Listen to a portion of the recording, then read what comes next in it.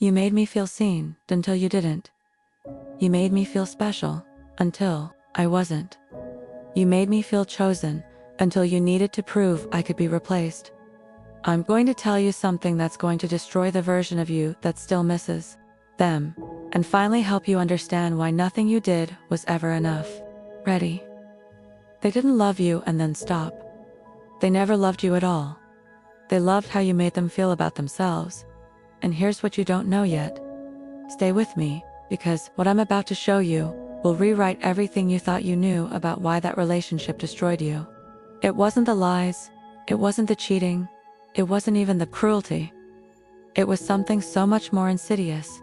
They made you compete for a love that was never real. They didn't want a partner. They wanted an audience.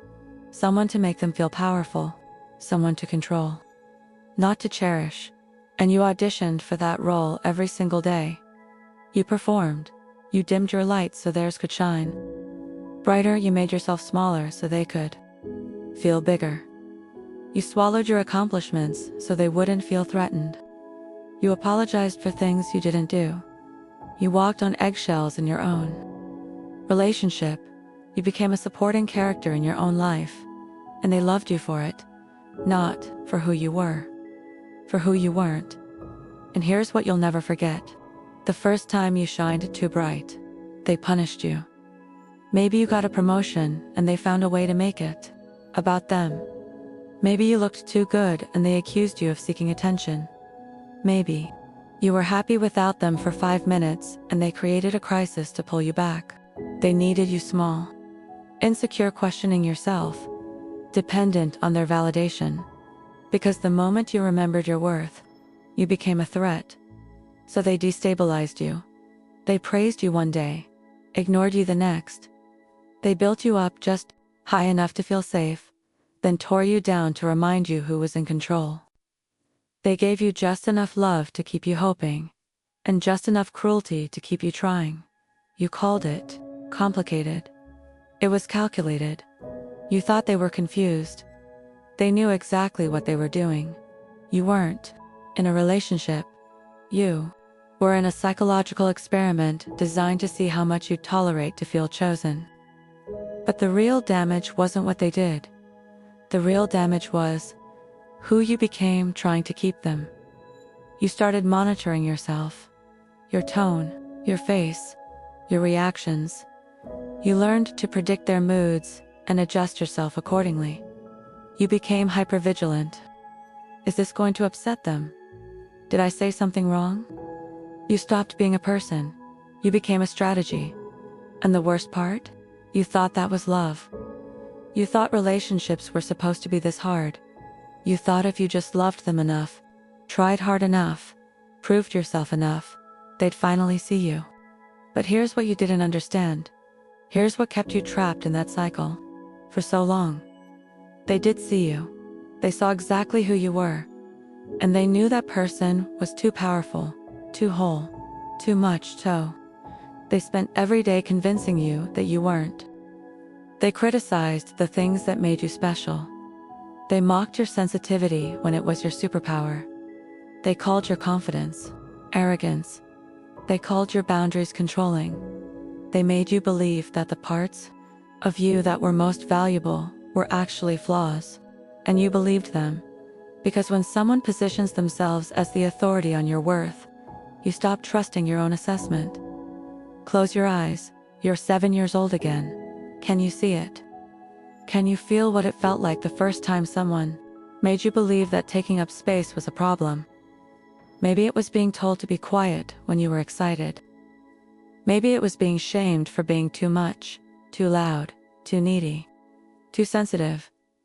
Maybe it was learning that love is conditional on your ability to make someone else comfortable. You learned early that your value is determined by how well you serve someone else's ego, that your needs are burdens, that your existence should be an apology.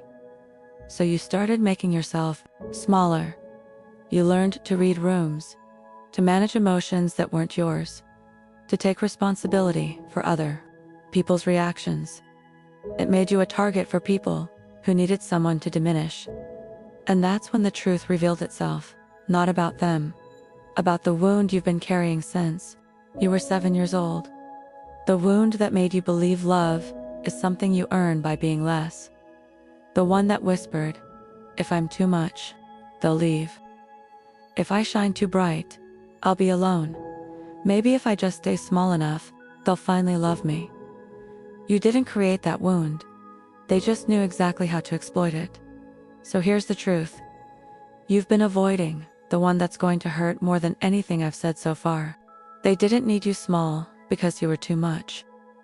They needed you small because they were too empty. That's why your success threatened them. That's why your happiness without them felt like betrayal. That's why every time you remembered who you were, they had to remind you who they needed you to be, because your light exposed their darkness, your wholeness revealed their emptiness, your growth highlighted their stagnation. You weren't the problem, you were the mirror.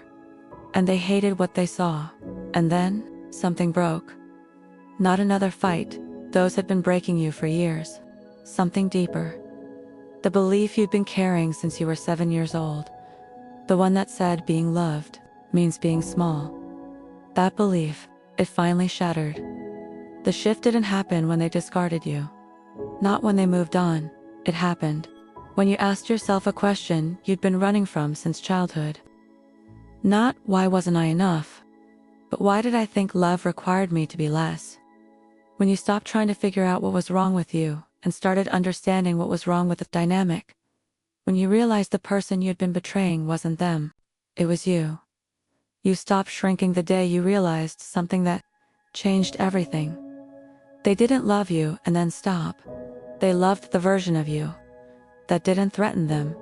And the moment you started becoming yourself again, they punished you for it. Here's what you learned when you finally saw it clearly. You weren't too sensitive. You were in a relationship with someone who needed you to stop feeling so they could avoid accountability. You weren't too needy. You were in a relationship with someone who called basic emotional needs demands. You weren't too much. You were in a relationship with someone who was too empty to hold you. Every flaw they pointed out was a strength they needed to destroy. Every weakness they claimed you had was actually their projection. Every time they made you feel crazy, they were protecting themselves from the truth.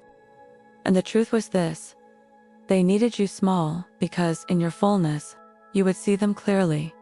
And what you would see is someone so hollow that they had to feed off your light, to feel alive.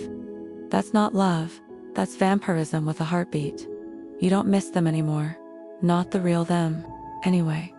Because the person you fell in love with never existed. That person was a character. They played to get you hooked.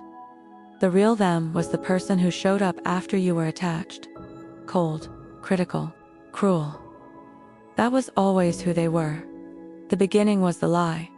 The middle was the truth. And you spent the end trying to get back to a person who never existed. Here's what nobody tells you about narcissistic love. It's not that they don't love you. It's that they don't love anyone. They can't. Because love requires seeing someone as a whole person. And to them, you were never a person. You were a function. And when you stopped functioning the way they needed, you became disposable. That's why they moved on so fast. That's why they didn't fight for you. That's why they're doing to someone else exactly what they did to you. Because you were never special to them. You were interchangeable. And realizing that is both devastating and liberating. Devastating because it means nothing you did would have changed the outcome. Liberating because it means nothing you did caused it. You're rebuilding now. Not who you were with them.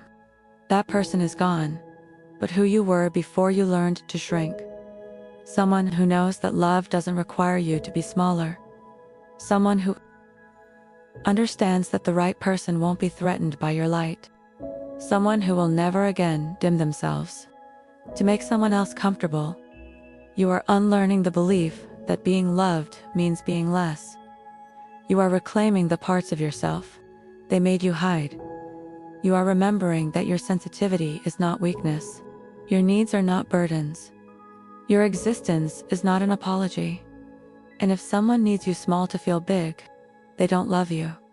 They love the idea of someone they can control, and you will never again audition for that role because you finally understand something that sets you free. They didn't reject the real you. They rejected the version of you that stopped pretending. So here's the final truth. The one you'll carry forward. You were never too much. You were just too much for someone who wanted to stay empty. They didn't need you small because you were overwhelming. They needed you small because they were nothing. And now you know, you don't need someone who can handle you. You need someone who celebrates you. Not the dimmed version. The full, bright, unapologetic version. If this landed in your chest like it was written for you, drop a blue heart in the comments. And if you're still making yourself smaller for someone right now, I need you to hear this one more time. You were never too much. You were just too much for someone who wanted to stay empty. Stop apologizing for being whole. Stop competing for love from someone who's incapable of giving it. You don't need someone who can handle you. You need someone who celebrates you. I'll see you in the next one.